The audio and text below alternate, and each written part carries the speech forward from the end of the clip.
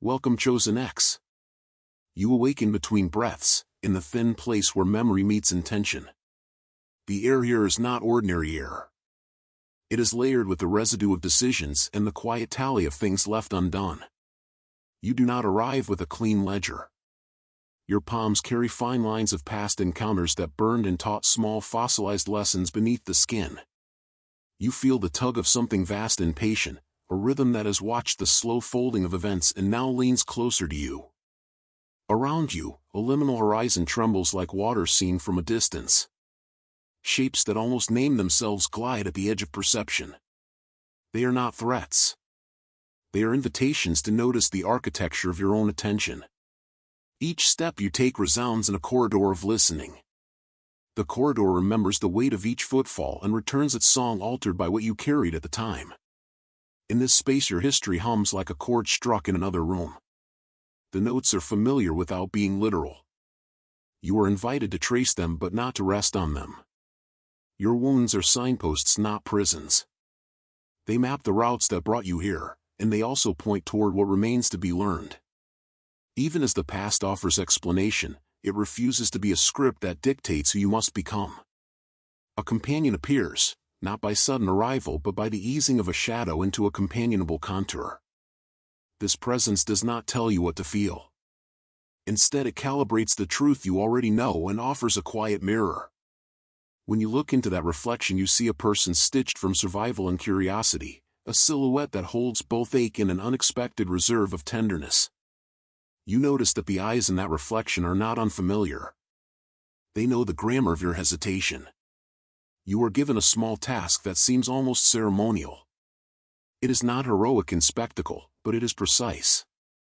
You must step forward and touch a pane of mist that fences a doorway whose frame is made of soft light. The contact is feather light, yet it sets an inner compass spinning. A memory uncoils like a silver thread, showing a moment when you chose a smaller fear rather than a truer move. Recognition arrives like rain on a hot stone, sudden, cleansing, not punitive. As the moment settles, you sense patterns unspooling beyond the immediate. The world is less random than it felt. There is a cadence to consequence. Every small betrayal or kindness has woven itself into an invisible embroidery that alters the pull of circumstance. This is not an accusation leveled at anyone. It is an observation of interlocking cause and echo. The knowledge sits with the steadiness of a tidal rule that shapes both cliff and pebble. Your skin prickles with the knowledge that something defers judgment until readiness is reached. The cosmos in this telling does not hurry. Forces that measure and balance will act, but not in haste. They wait for alignment, for the point at which revelation has its clearest audience. Your role is not to become an instrument of retribution. Your role is to remain lucid and upright so that the effect of what is owed can reveal itself without distortion. You are taught to hold your bearing while storms rearrange the landscape. When those closest to you reveal fissures of intent, when words become a labyrinth, when gratitude is inverted into calculation, you will be asked to keep walking. Your restraint is not a surrender. It is a kind of deep strategy that lets truth reach its inevitable surface. There is strength in not answering every disturbance with an immediate strike. Symbols drift nearer as if to test your readiness. A cracked mask spins, sunlit, its halves trying to reattach. A bird circles a column of wind and calls without urgency. A small plant pushes through a seam of stone and opens a narrow green fist to the air. These things are not mere scenery. They are rhetorical allies that teach you how to translate inner knowing into outward comportment. You are told that protection is not the absence of scarring. It is the conversion of marks into signets. The bruise becomes an emblem of endurance. The scar becomes an encoded map that others might one day read as guidance. You will learn to wear these marks without shame and without swagger. They will be quiet signals, patient and sovereign, that steer the gaze of those who need illumination. The companion does not leave you with simple consolation. Instead, it hands you a directive to refine your attention. Not all loud things deserve your response. Not every tremor warrants explanation. Some disturbances are mere ripples from distant storms and will pass if not fed. Your work here is to cultivate a kind of listening that discriminates between calls that matter and noise that seeks to distract. Time thins and you sense a door yielding. The pane of mist dissolves into a lane of light that leans into a broader landscape. You do not yet see the whole journey, only its near horizon, but you feel a firming underfoot. Something that once made you stumble has been measured and placed. You are invited to move with a calibrated heart, neither reactionary nor numb, carrying both the memory of pain and the clarity of its lessons. Before you step through, the companion bends and traces a line along your wrist with a fingertip like a benediction. The line is warm and luminous. It is not binding as chains bind. It is an emblem that acknowledges what you have endured and promises a clearer sight to come. When you rise and cross the threshold, you do not do so as the same traveler who hesitated before. You cross as someone who has learned the first grammar of endurance. The air beyond the threshold tastes like page edges and new rain. It moves you forward without coercion. Your chest is steady. Your steps carry the quiet provenance of someone who has both been harmed and who has harvested from that harm a material for making better things. The opening closes softly behind you and the corridor gives a final note like a bell struck at the edge of sleep. You are now on a road that asks for steady witness and deliberate pacing. The tests ahead will not spare you from discomfort. They will not remove the labor of mending what was torn. Yet they promise that what you bring will be used, not wasted. You proceed because the map of your own scars is an atlas for those who will someday follow. Your chosen path begins here and it will unfurl further with each unafraid step you take. You step forward with a steady breath, ready for the next lesson. You step into a city that stores sound like bone stores memory. Light spills along avenues as if the streets remember conversation. Your first impressions are not of architecture but of cadence, the way people move to avoid each other and the way crowds fold around unspoken rules. You feel how the place hums with expectation and minor betrayals, how small agreements accumulate into a tide that reshapes ordinary days. Faces pass like chapters of a book you almost recall. Some nod with recognition, others smile by habit. Screens blink with promises stitched to attention. The air tastes of warm coffee and counterfeit ease. You notice a pattern. Certain places invite adaptation, gentle pressures that ask you to trade a sliver of your edge for smoother passage. You resist that exchange by holding gestures that belong only to you. A plaza hosts ordinary kindnesses that thinly veil transactions. A speaker praises collaboration while hands arrange decisions that favor a few. You watch a junior colleague whose words falter under imposed deference. Influence here slides beneath compliments until it settles as control. You recall how a similar tilt once redirected your own steps and you measure the moment quietly. Weaving through alleys, you find a bookstore whose sign gives no instructions. Inside, volumes are indexed by feeling rather than topic. The keeper offers you a slim, unadorned notebook without explanation. Its pages are blank but warm to the touch. You accept because the gift reads like permission to register things that everyday life might otherwise erase. At dusk, roofs break into a constellation of windows where private lives flicker into public noise. A rooftop group gathers to confess small humiliations and laugh off sorrow. Across the way, shadows assemble in a glass tower where decisions are made with calibrated smiles. The city is a chorus of staged authenticity and guarded rupture. You learn which strains to ignore and which to hear as alarm. A narrow lane, the Echo Quarter, reveals how promises return transformed. In one corner a mural has been repainted until the original image is almost lost. In another, a bench holds notes stapled like offerings, apologies, requests, accusations. People leave scraps as if sacrifice were a civic ritual. These confessions, made public, become small acts of repair and small weapons of exposure. You meet an artist who paints faces that refuse to flatten. They press a painted token into your palm and mouth the single word "remember." The token hums faintly against your skin as if keyed to a particular memory. Memory here is not thought alone. It is a device that decides who is allowed to continue and who must return to their life. Walking, you watch a market that tempts repetition. Vendors sell versions of choices you made once. Each stall asks if you will rehearse past concessions. The city tests whether you will default into old responses or craft new ones. The trial is the slow pull of habit that seeks to shave off corners of resolve. On a bridge you stand above a river that carries lights and folded papers like messages made of weather. In the water your reflection is edited by lamps and passing cars. The surface offers options, to see revision as comfort or as erasure. A coin clinks near your boot, warm as if someone had just left it there. You pick it up and find an engraving of a hollow tree. An old woman nearby nods and moves on without words. You tuck the coin into the inner seam of your jacket. The token feels like a pact, a symbol to invoke when the city smooths you into someone easier to manage. You proceed toward an arrangement of rooftop lights that together form the suggestion of an opening. The pattern is deliberate enough to be felt but not to be named. You recognize its pull as a summons to decide whether you will be shaped by the city or shape how the city remembers you. Footsteps collect behind you and then fall away. The quarter is learning you. Neighborhoods remember the traction of certain feet and adjust their rhythm accordingly. You hold a choice like a small lamp in your chest. Continue as a quiet witness who records and refrains, or steps into a space where refusal to submit becomes an active architecture of remembrance. You choose by what you refuse rather than what you perform. You do not shout. You do not strike. You place one small deliberate action, a notice, a named truth, a refusal to participate in the smoothing of your story, and then you move forward.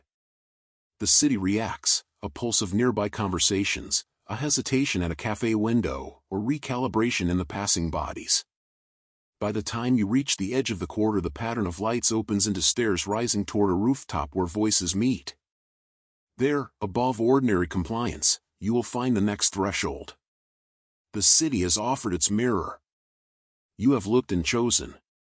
The skyline widens and you climb toward what will be asked of you next. You breathe and prepare to answer the summons. You enter a gallery of recollection where corridors curve like questions. Light falls in narrow bands and every doorway keeps a hush. This passage is patterned with rooms that feel like moments held in amber. When you step 1 foot past the threshold you can almost hear the residue of choices murmur. Each room witnesses a contour of your past without judging it. You are neither prisoner nor conqueror here. You are an examiner, patient and curious, cataloging the shapes of what you once bore. Doors appear as textures rather than planes. One bears a surface like old bark. Another is glazed with a sheen that refracts a morning you thought had faded. You move from one to the other with the measured speed of someone who knows that some memories demand time to breathe. Behind one panel a childhood laughter seems to echo, fragile but precise. Behind another, silence gathers like a constellation that needs naming. You allow yourself to listen rather than to rescue. At the center of the corridor there is a small chamber that holds a clock with no hands. It has a face modeled by fingerprints of long evenings. The clock ticks in soft counterpoints to your pulse but offers no accounting of hours. It reminds you that some reckonings are not bound to standard measures. They keep their own pace and will reveal their verdicts in their own season. You learn to respect that cadence because impatience distorts sight. In a niche a map hangs, its ink faded into a sepia of old decisions. The lines on the map wend toward places you avoided and also toward crossroads where you took the narrower path. The map does not scold you for detours. It simply records and holds the possibility that understanding is layered and non-linear. You trace the ink with the tip of a finger and it warms with a memory of nights you chose honesty and of mornings you answered with quiet compromise. A mirror stands tilted in a dark alcove. When you face it your reflection arrives wearing a garment stitched from small recoveries.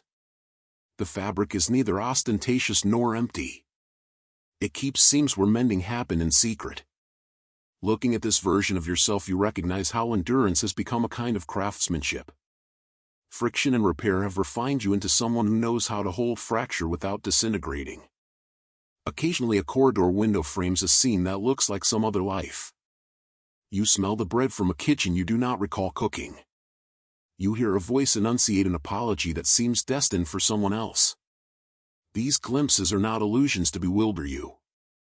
They are fragments offered so that you might practice the art of translation between what happened and what you believed it meant. You begin to untie certain knots in language that once tightened your chest. Memory here is tactile. You find a table scattered with small objects, a coin with a worn tree, a thread of blue, a torn photograph with the corner chewed by time. Each item elicits a different register of sensation. One object unfastens sorrow. Another opens a space for tenderness. You place the coin against your palm and feel a line of gratitude where a complaint once lived. The objects are not solutions. They are keys that invite you to reframe. As you continue, the corridor changes. The air grows denser with the sound of recorded conversations that are not your own. Fragments of disputes, negotiations, and reconciliations twist into a tapestry that articulates how communities break and rebuild. You understand the scale of harm and repairs movements that outlast singular actors. This perspective births a patience that widens your capacity for bearing witness without collapsing into sympathy that consumes. You are confronted with a memory door that will not open until you speak its name aloud. You feel its weight, the gravity of naming. The room behind it contains the ache you hid when you learned that trust could be weaponized. Saying the word loosens a knot and the door swings inward with a sound like old leaves.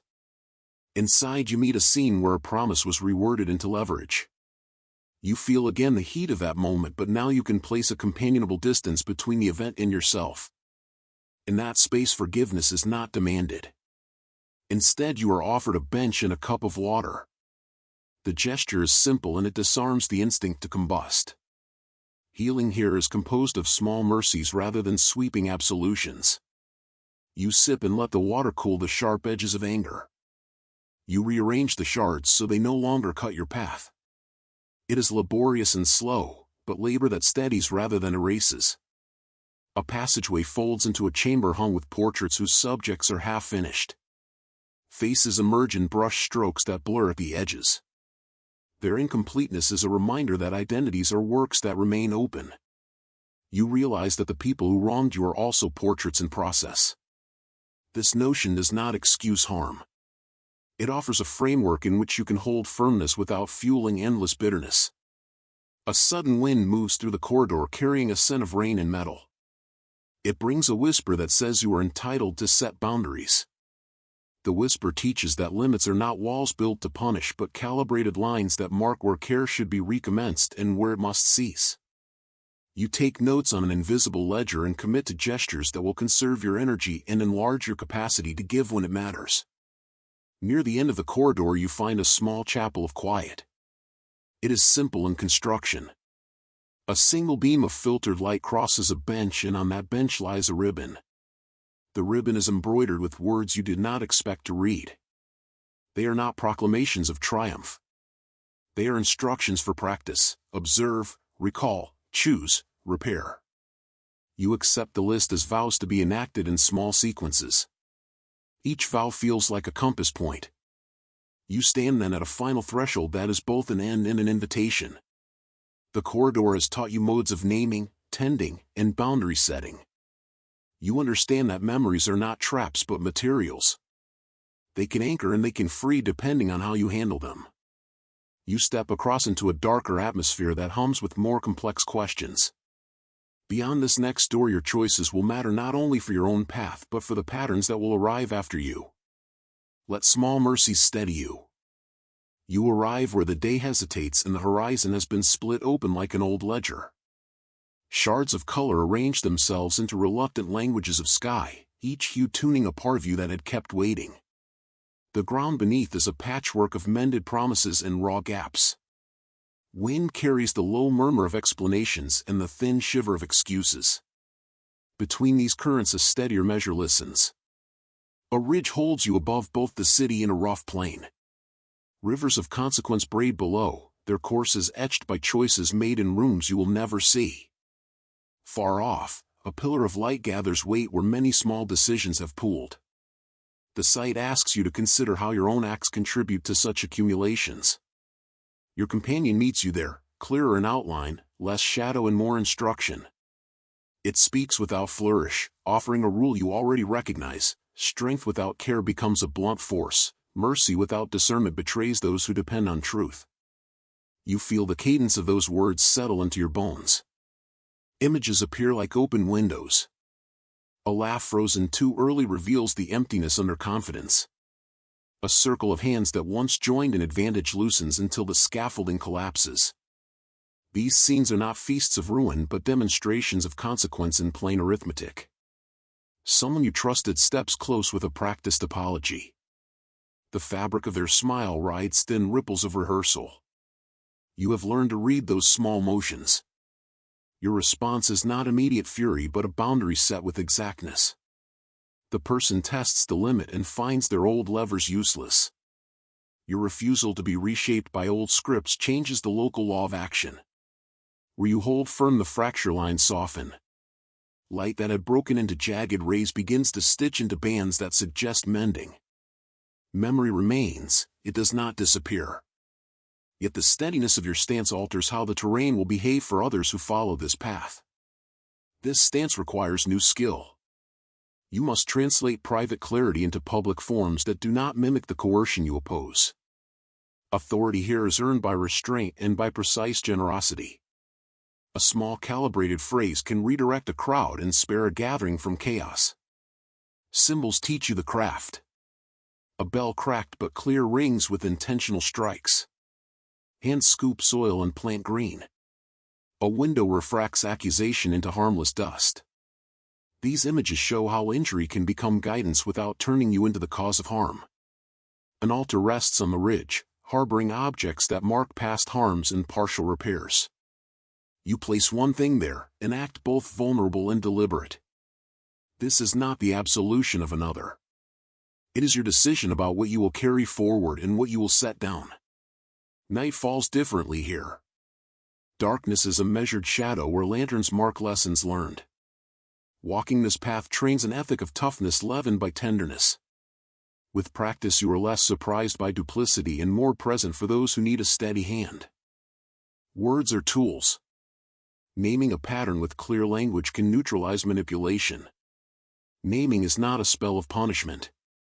It stabilizes the field so truth may move unimpeded.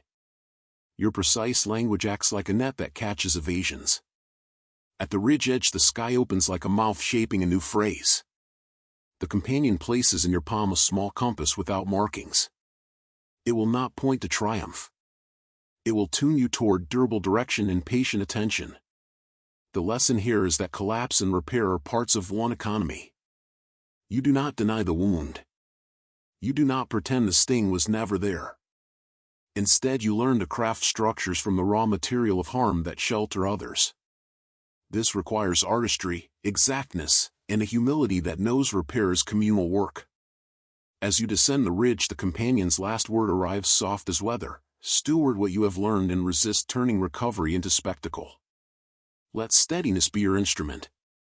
The ridge fades behind you but its lessons remain in how you hold yourself. The horizon keeps the memory of fracture yet promises seams that are kept honest instead of hidden. You breathe and feel the decision settle. Beyond waits a place where signal and symbol will converge further. Your charge is clearer. You are not only to endure but to tend the spaces between ruin and renewal. You step forward knowing the crossings ahead will require the discernment you now carry. In the days that follow you will find occasions to practice small rites. You will name what you witness and hold a hand where it is needed. You will refuse to rehearse old harms even when doing so promises immediate ease. These choices are modest but cumulative. They shape the contours of what passes for justice in ordinary rooms. By tending these acts you stitch a network that might one day steady a vast number of strays. Keep faith with the slow work of repair, it alters fate. Now, you step into a chamber that is neither fully open nor fully closed. Light enters from unseen angles, fractured and deliberate, as if the space itself waits for recognition. You feel the weight of cumulative choices pressing gently against your shoulders, a quiet gravity that asks only awareness, not resistance. Here, the corridor of experience merges into a wider vista. Every decision, every boundary you ever drew, every small act of clarity manifests as patterns across the floor, luminous like a cityscape of possibility. Around you, the air vibrates with whispers of both caution and promise. Figures move at the periphery, not threatening but suggestive, their gestures revealing both past betrayals and latent opportunity. They are neither enemies nor allies, but teachers whose lessons arrive in increments. One reaches out a hand holding a shard of memory, fragile, translucent, and inscribed with choices you once feared to claim. You take it with neither hesitation nor arrogance. It is recognition, not possession, that matters. You walk through spaces where the architecture of intention bends light into arcs that feel like guidance. Hallways lead into courtyards where mirrors rise from the ground and reflect not only your form but the patterns of your endurance. Each reflection is a codex, the subtle inflections of those who sought to manipulate, the hidden corridors of influence, the ways small cruelties coil and straighten again. You see clearly the paths you might have lost yourself on and the routes by which you preserved autonomy. Symbols accumulate around you, a tree split by lightning yet bearing fruit more vibrant than ever, a pool where rain dissolves into ripples that radiate outward without end, a phoenix whose wings brush the ceiling in gentle arcs. They are not fables, they are instruments of understanding. You internalize the principle that what once struck as injury can become a lattice for insight, a framework for clarity that holds while others flail against their own shadows. A figure appears, neither companion nor stranger, whose eyes reflect infinite patience. It speaks not in direct commands but in calibrated presence. Every movement is lesson. Every pause is instruction. You understand without words that your role has shifted. No longer are you merely a survivor of circumstance. You are a stabilizing axis, a living testament to endurance transmuted into guidance. As you continue, the ground beneath you pulses with faint rhythms, like echoes of the choices you have made and the integrity you have maintained. Each step affirms your capacity to navigate subtle manipulation, hidden agendas, and the latent chaos of human intent. You feel the resonance of your own steadiness extend beyond yourself, forming a network of influence that stabilizes what was previously precarious. A gallery unfolds with artifacts of prior struggle, letters never sent, decisions reconsidered, apologies offered and withheld. They hover suspended, neither to be taken nor judged. Each one is a lesson in temporal weight, a reminder that the present is forged from the sum of recognition and restraint. You move among them with deliberate care, touching one here, observing one there, and each interaction strengthens your comprehension of the subtle balance between endurance and action. You reach a staircase that coils like a ribbon, leading upward into a dome where light converges into a point of clarity. The ascent is measured, each step echoing faintly with memory and intention. At the summit, the vista opens fully.